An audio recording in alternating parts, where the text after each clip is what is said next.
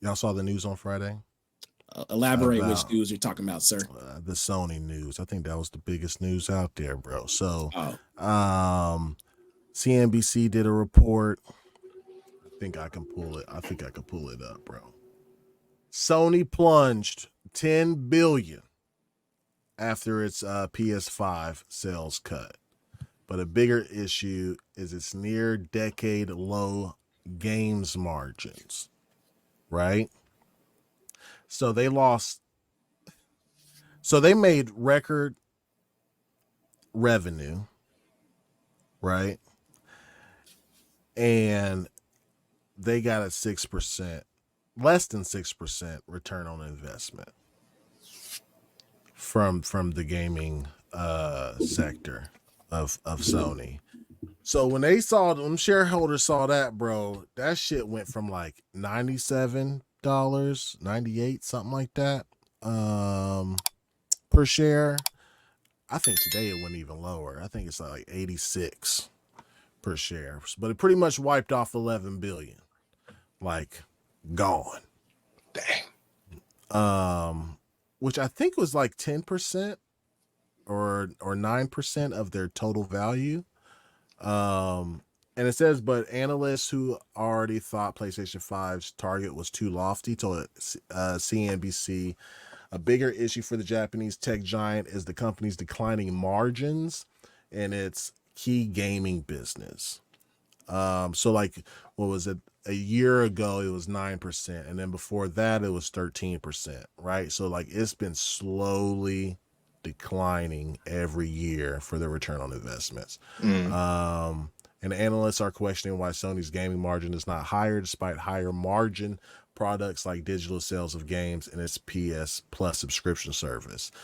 Digital sales are a good indicator because especially for first party titles, like you don't have to ship those games out. You don't have to pay for that cost for physical media. It's just there to download. So you should like have some cost savings on that to increase margins, but they said that shit is not fucking helping. Yeah, so there was another thing on here. Yeah, their revenue on digital sales, add-on content, digital downloads are at all-time highs, and yet margins are at a decade low. And this is not acceptable. So that might be a big reason why Totoki, he's like the CEO. So he's the Amy Hood equivalent at Microsoft, the bean counter, you know what I mean? The finance guy. Yeah. You know what I mean? He's the one speaking for Sony now, not Jim, or for PlayStation now, not Jim Ryan, talking about these publishers know how to make great games and they're very creative, but they don't know how to make money. Is what he said. I'm paraphrasing here. And then with the news coming out today with the transcript of the third quarter earnings call about, going people can read into it however they want, but putting their games on more platforms, going multi-platform, blah, blah, blah. Right. Which some people don't believe. Some people do believe. Like, I think in the future, yeah, that shit's going day and date to PC. They can't do it this year because they ain't got no first party games this year, but come next year, it's day and date. What's y'all's take? Y'all read the report and did some research. What is y'all's initial take or reaction to this news? I'll start with you, Nova. Initial reaction is we saw those earning reports and how much they were actually spending and putting into these games, i.e. Spider-Man 300 million, right?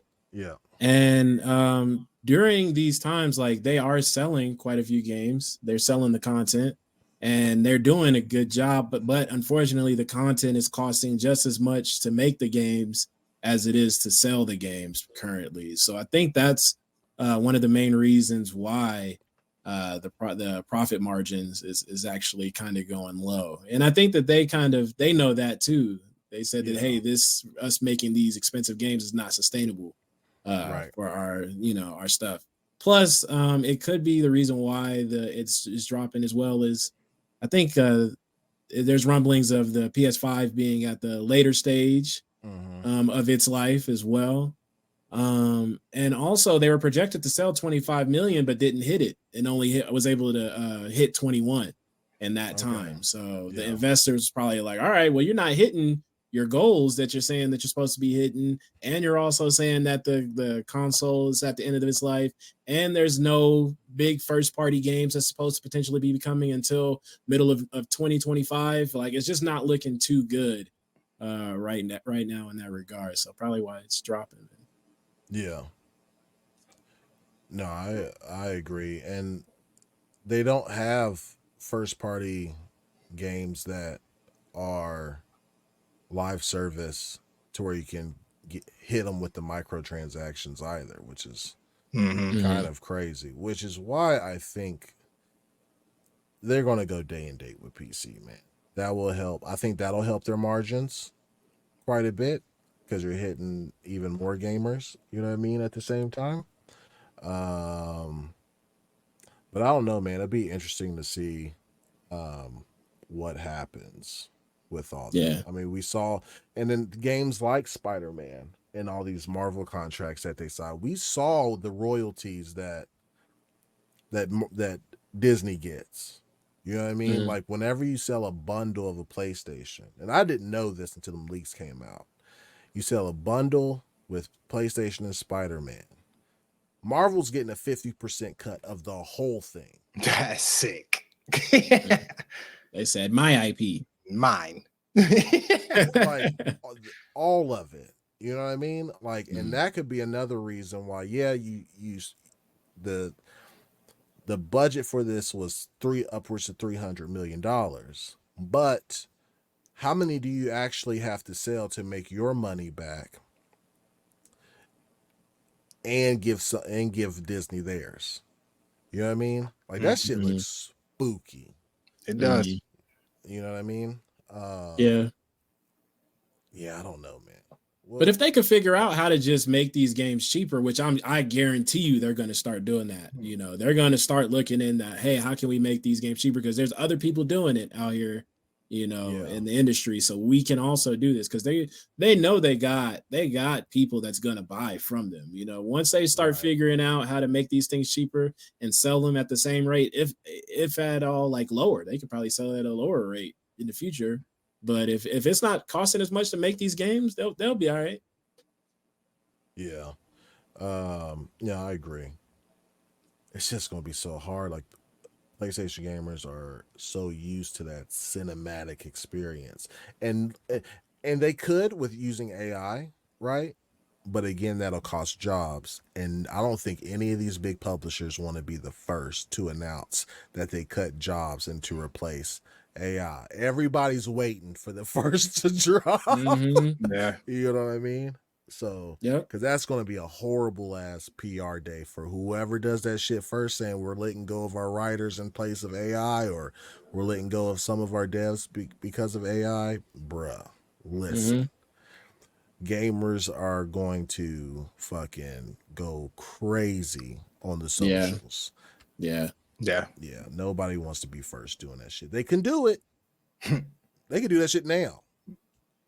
But yeah, that's nuts. Now they can do it on the hardware side, right? And that's not going to cause an uproar. Like when it comes to using AI for processing, like ray tracing or stuff like that. And that keeps the cost low for what kind of hardware they use, which keeps the console or whatever low. But nobody's losing it. That's just an added bonus that they get to the makers get to reap the benefits of that because they're using cheaper components but using AI to beef it up and making it appealing to consumers. But fuck, taking an actual person's job, the hobby that we love, bro. Listen. Yeah. And in that same vein, Viking. Yeah, and in that same vein, Viking, they could also utilize AI to kind of simulate maybe 150,000 people playing your game. You know, you can have 150,000 AI bots Yeah. stress testing your servers before your game drops too. So let's do it. You know what I mean? That'd be great. Yeah, stress test the fuck out that shit. Yeah. For sure. Yeah. That shit'll start smoking if it could. Yeah, you know what I'm saying? So No, you don't have to pay nobody extra. 150,000 bots testing your servers. That's a very good use case for AI. I agree. Yeah, I like that. But nigga, ain't nobody being first saying it. Let some devs go. Yeah, not first. Ooh, boy, the internet's gonna have a tizzy, boy. A tizzy. What do you think about this financial news? We're financial analysts today. What do you think, Scale? Try to keep it short, man. If you ain't got no games, that's what it comes down to. Just ain't got no games, man. You can't sell what you don't have. I learned that someone told me that a long time ago. You can't sell what you don't have. So, hey, put more games out, make them cheaper. You're paying too much. It's like you just doing like y'all are trying to do too much and moving away from the games. Cops, just y'all need to put out proper remakes that people want, not stuff from 3 years ago. Just give the gamers more games. Give us Parappa the Rapper. You know what I'm saying? Like throw out that shit looks cheap. Give us some small shit. It's like y'all are spending too much money. That's just make your games cheaper, like y'all were saying too. Like $70 ain't looking. That don't look good to me. When I see Dragon's Dogma and Rise of Ronin come out, they're the same price. I think I'm getting the Dogma. If I have something besides PS5, I gotta stand, on business with that. I hope the Ronin does well on PlayStation in America. There's a lot of stipulations we got with that. Yeah, for those that don't know, there's a bet going. So So yeah, man, I think they just need shit. They need more games.